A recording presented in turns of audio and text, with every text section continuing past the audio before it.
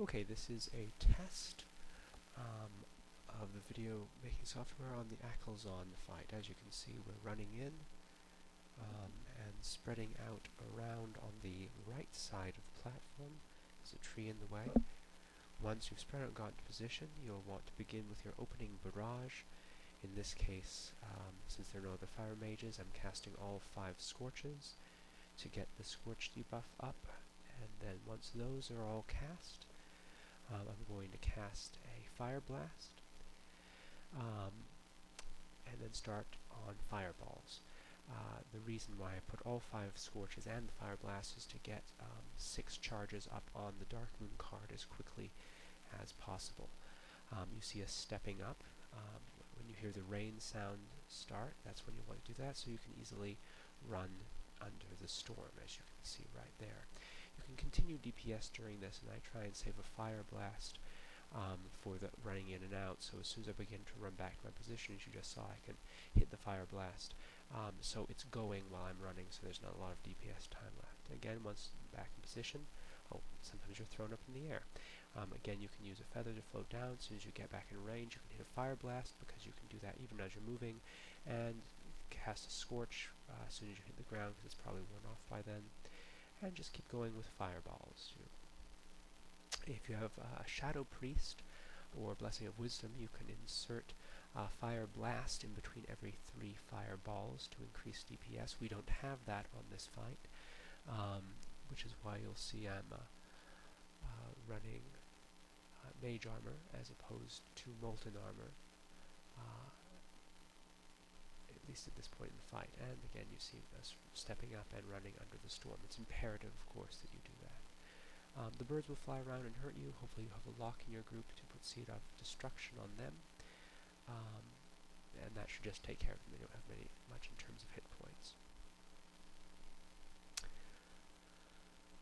It's nice to have a set place to always return to. As you can see, mine is that sort of corner there of the platform. It's near enough that I can just step up on the platform when the rain starts. But it's also spread out enough that you're not getting the lightning balls bouncing around. And thrown up in the air again, feather to fall, and be ready to cast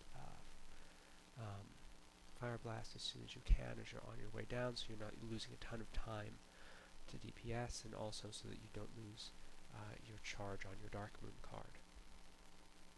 Again, you can keep casting as you're standing under there.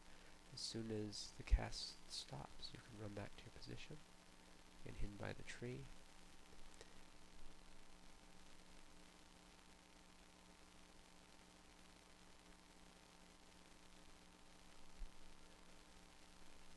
You might be able to see I'm having a certain amount of mana issues during this fight.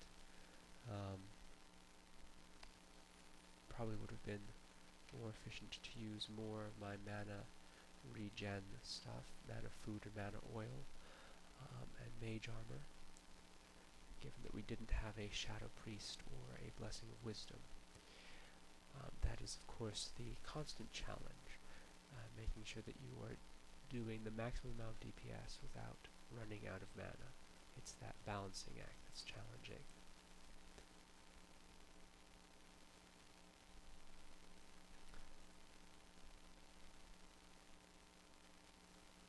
And again, whenever possible, when running out from under the storm, finish casting your fireball. You should have about time to cast 2 fireballs during those storms as you're standing under him, and then when you start moving, hit a fire blast.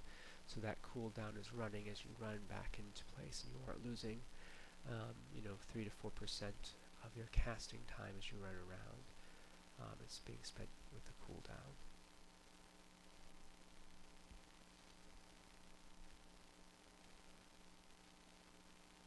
As you can see, we're about to reach 20% or so. At this point, generally, if there was plenty of mana, I would pop Flame Cap, and then use potions for mana. Given that the mana constraints right now are sort of tight, I think around 30% mana, I'm not going to do that. Instead, I'll just keep saving that so I can use another mana gem.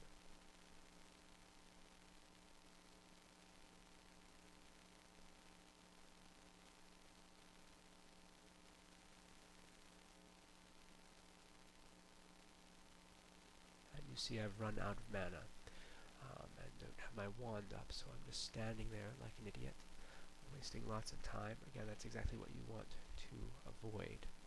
Throw it up in the air again.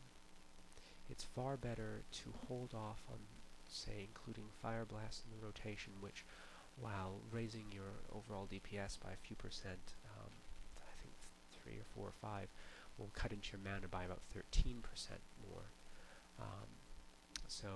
If it looks like you go, and certainly if you have to stand around, for 4 or 5 seconds not casting toward the end of the fight, all that beautiful haste gear that you've got that's been speeding up your cast has been for naught, basically.